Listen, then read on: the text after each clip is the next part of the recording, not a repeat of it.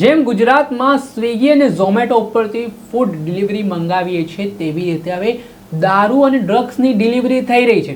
તે પ્રકારના ગંભીર આરોપ આમ આદમી પાર્ટીના જામજોધપુરના ધારાસભ્ય હેમંત ખવા દ્વારા મૂકવામાં આવ્યા છે। સાથે જ ગૃહ રાજ્યમંત્રીએ જે ધારો પસાર કર્યો હતો કે જે કોઈ પણ બુટલેગરની ગાડીઓ પકડાશે તો તેની રાજ્ય સરકાર હરાજી કરશે, તેને લઈને પણ હેમંત ખવાએ પોતાનું નિવેદન આપ્યું છે। શું કહી રહ્યા છે હેમંત ખવા, શું સમગ્ર મામલો છે, વાત કરીશું આ વિડીયોમાં। વૈષ્ણવજન તો તેને કહીએ જે પીડ પરાઈ જાનાને રે।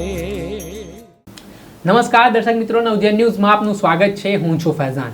નશાખોરીનું દૂષણ ગુજરાત માટે એક મોટો પડકાર બનતો જઈ રહ્યો છે। જેવી રીતે ડ્રગ્સ માફિયાઓ તેમજ અલગ અલગ નશાખોરીના સ્કેન્ડલ ચલાવતા જે અસામાજિક તત્વો છે, જે માફિયાઓ છે, તે એટલા બેફામ બન્યા છે અને ગુજરાતના યુવાધનોને નશાના રવાડે ચડાવી રહ્યા છે। તેના કારણે ગુજરાત પોલીસ માટે પણ એક આ મોટો પડકાર બન્યો છે। ગુજરાતના ગૃહ રાજ્યમંત્રી હર્ષ સંઘવી દ્વારા પણ ડ્રગ્સને લઈને લોકોમાં જાગૃતિ આવે, ડ્રગ્સના દૂષણને કેવી રીતે ડામી શકાય તે માટે અલગ અલગ કાર્યક્રમો કરવામાં આવે છે। તેમના દ્વારા અધિકારીઓને સૂચનો પણ કરવામાં આવતા હોય છે, પરંતુ વિપક્ષ દ્વારા સતત પ્રહાર કરવામાં આવી રહ્યા છે અને ગુજરાતમાં જે ડ્રગ્સની ઘૂસણખોરી થઈ રહી છે, જે દારૂબંધીવાળા ગુજરાતમાં જે દારૂનું વેચાણ થઈ રહ્યું છે તેને લઈને સવાલો ઉઠાવવામાં આવી રહ્યા છે। ત્યારે જામજોધપુરના આમ આદમી પાર્ટીના ધારાસભ્ય હેમંત ખવા દ્વારા મોટી વાત કહેવામાં આવી છે। તેમના દ્વારા મોટી વાત કહેતા જણાવ્યું કે જેમ ઝોમેટો અને સ્વિગી જેવી કંપનીમાંથી ફૂડ ડિલિવરી મંગાવી છે તેવી રીતે હવે ઘરે બેઠા બેઠા દારૂ પણ મંગાવવામાં આવી રહ્યું છે। તે પ્રકારની વ્યવસ્થા ગુજરાતમાં ઊભી થઈ છે અને ડ્રગ્સના દૂષણ સામે તેમણે જે આરોપો મૂક્યા છે અને અવારનવાર જે દરિયાકાંઠાથી ડ્રગ્સ ઝડપાઈ રહ્યો છે તેને લઈને પણ તેમણે સવાલો ઉઠાવ્યા છે। પહેલા તો શું કહી રહ્યા છે આમ આદમી પાર્ટીના ધારાસભ્ય હેમંત ખવા, તે સાંભળી લો।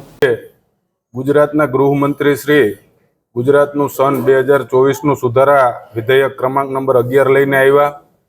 આ દારૂબંધીના કાયદાનું સુધારા વિધેયક હતું, જેમાં જે સરકાર પોલીસ દ્વારા જે દારૂના ગુનામાં વાહનો ડિટેન કરવામાં આવ્યા હોય એને વહેલી તકે હરાજી કરવી અને એમનો નિકાલ કરવા સંબંધિતનું વિધેયક હતું।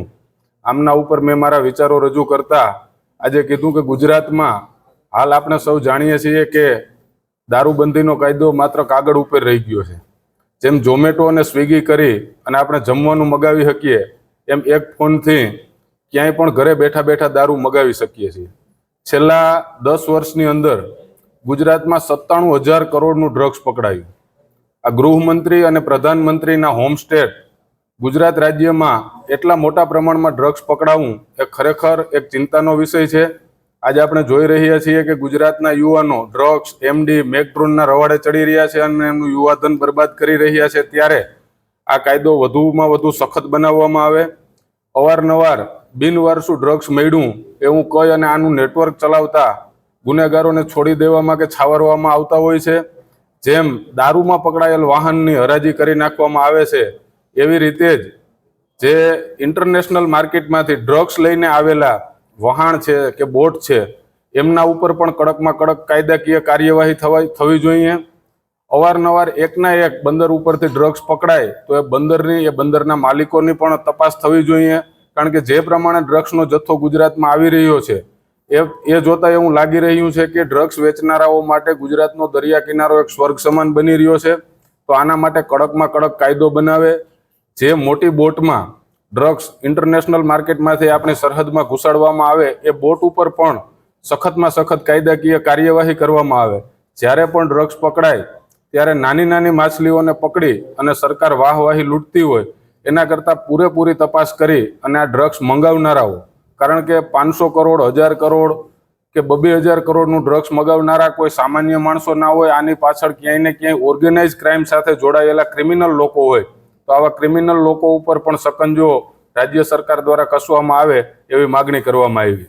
આમ આદમી પાર્ટીના ધારાસભ્ય હેમંત ખવા, તેમણે ગૃહ રાજ્યમંત્રી હર્ષ સંઘવીને આ મામલે ખૂબ જ ગંભીરતાથી કાર્યવાહી કરવાની છે। ડ્રગ્સનું દૂષણ ગુજરાતમાં વધી રહ્યું છે। ગુજરાતના યુવાધનો જેવી રીતે આ નશાખોરીના રવાડે ચડીને બરબાદ થઈ રહ્યા છે, તેના માટે જે ડ્રગ્સ માફિયાઓ છે તેમની સામે આક્રમક કાર્યવાહી કરવા માટે અપીલ કરી છે। સાથે જ દારૂના દૂષણને પણ ડામવા માટે તેમણે ગૃહ રાજ્ય મંત્રીને વાત કહી છે. અને જે રાજ્ય મંત્રી દ્વારા જે ધારો લાવવામાં આવ્યો હતો, જેમાં જે બુટલેગરોની ગાડી હવે ગુજરાતમાં પકડાશે તેમની રાજ્ય સરકાર દ્વારા હરાજી કરવામાં આવશે, તેને લઈને પણ હેમંત ખવાએ પોતાનો તર્ક મૂક્યો હતો. દર્શક મિત્રો, અત્યાર સુધીમાં બસ આટલું જ. આવી જ અવનવી પ્રતિક્રિયા અને આવા સમાચાર આપના સુધી પહોંચાડતા રહીશું. એટલે નવજીવન ન્યૂઝની ચેનલને આપ લાઈક કરી લો, સબસ્ક્રાઇબ કરી લો અને શેર કરવાનું ભૂલતા વૈષ્ણવજન તો તેને કહીએ જે